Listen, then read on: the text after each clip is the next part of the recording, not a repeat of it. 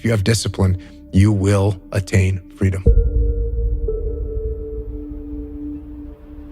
Train, study, work, practice. Train, study, work, practice. Train, study, work, practice.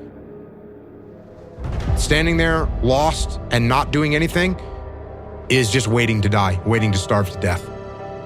Don't let that happen. Your excuses will destroy you and take everything that you ever wanted from you if you let them. When your excuses make you feel a little bit better about the fact that you didn't execute on what you needed to execute on, then they can make you feel better, but they're not helping you. If you want freedom in your life, you have to have discipline. Start now. Go do something that's hard. Go try and accomplish something that's hard. You may win, you may lose, you may succeed, you may fail. I'll tell you what, you'll be better. If you don't accept that challenge, if you don't step up and step into that cold water, this is not a good move. Don't do that. Don't do that. Just get up. Move towards that challenge, whatever that challenge is. Move towards that challenge and go attack it. You have to start moving forward. You have to start taking steps in order to improve your vision, improve your perspective, change your perspective, make some kind of progress. And worst case scenario, you figure out that you walked the wrong direction. Okay, now you can go walk in the other direction. What you learn to do is, okay, I'm gonna go forward, I'm not gonna quit, so I'm gonna go forward, bring it on. And I think if there's anything that you learn, it's to keep pushing through things that suck. So if you lack the discipline to exercise and eat healthy, you will end up being a slave to disease. If you lack the discipline to work hard, save your money, you will end up a slave to finances. If you lack the discipline to manage your time correctly, you will end up with no free time.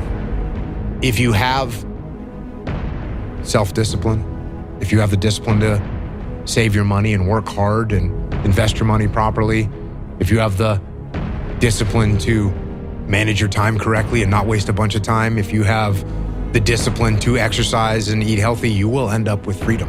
You've got to be aggressive to make things happen. I mean, if you're not aggressive with things, they don't happen, they don't move. So you're always learning and growing, and I was always learning until the day I retired. And people can actually confront the fact that this is all because of me, and it hurts, but is also unbelievably empowering, because if these problems are because of me, then I'm capable of fixing these problems. So even though extreme ownership hurts and is painful, it's also liberating, because now you have control over your fate and over your destiny, and that is a glorious thing. I'm not saying take your emotions out of the calculus, but they have to be one component of your calculus, not the whole equation. The equation has to include emotions, yes. Logic, yes. Future, yes. Goals, yes. Family, yes. Work, yes. Finances, yes. All those things have to be in the calculus. Emotions has to be a part of that calculus. You can't pull them out of there or they'll bite you. But you can't make them the overwhelming denominator of everything that you do, or it's going to be problematic. Extreme ownership is, this went wrong, this failed, didn't accomplish this, and it's not the fault of my boss, it's not the fault of my girlfriend, it's not the fault of my parents, it's not the fault of the weather, it's my fault. And I'm gonna take ownership of it, and I'm gonna fix it. That's what extreme ownership is. And this is a very difficult thing to do because it hurts. Because when you look around at your life, and you look around at your job and your financial situation and your relationship and your physical health, and when you look at all those things and all the problems that you may have with those things, and you say, the reason I have all those problems is because of me, that can hurt, that can sting. And a lot of times our ego rejects that and makes excuses and lies. And then we don't have to change anything. And then nothing changes.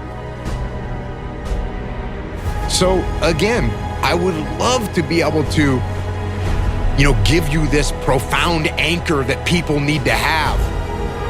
But it's like, oh, do you want to do this or not? Which is what I think a lot of it boils down to. Do you actually want to do this or not? Do you actually want to do this or not? Because if you actually want to do it, what's going to stop you? Nothing. And if you don't really want to do it, what's going to stop you? Just about anything that comes up. Just about any obstacle that gets in your way becomes an excuse. It becomes a reason. It becomes a rationale for not proceeding down that path. If I want to have influence over you, what do I have to do? I actually have to allow you to influence me. How do I get you to trust me? I have to put trust in you. One of the worst situations you can be in is when you think that the little moves that you're making, no one can see them. And it's so obvious to everybody else. Everybody else that's watching can see exactly what you're doing. You think, oh, they can't see the maneuvers that I'm making to take care of myself. No, they see, everybody sees, and it ends up destroying you. I have to open my mind up and allow you to influence me. If I just stick with my own ideas, you close your mind as well. If I have a closed mind, you're going to close my mind. If I want you to care about me, what do I have to do? I have to care about you. And by the way, in my opinion, these are the components of a relationship. Right? Yes, definitely. If we listen to each other, if we don't listen to each other, we don't have a relationship. Yeah. If we don't respect each other, we don't have a relationship. If we're not influenced by each other, we don't have a relationship. So if we don't care about each other, obviously we don't have a relationship. So when you want to build a relationship, what do you have to do? You have to listen to the other person. By the way, this applies to your employees. It applies to your kids.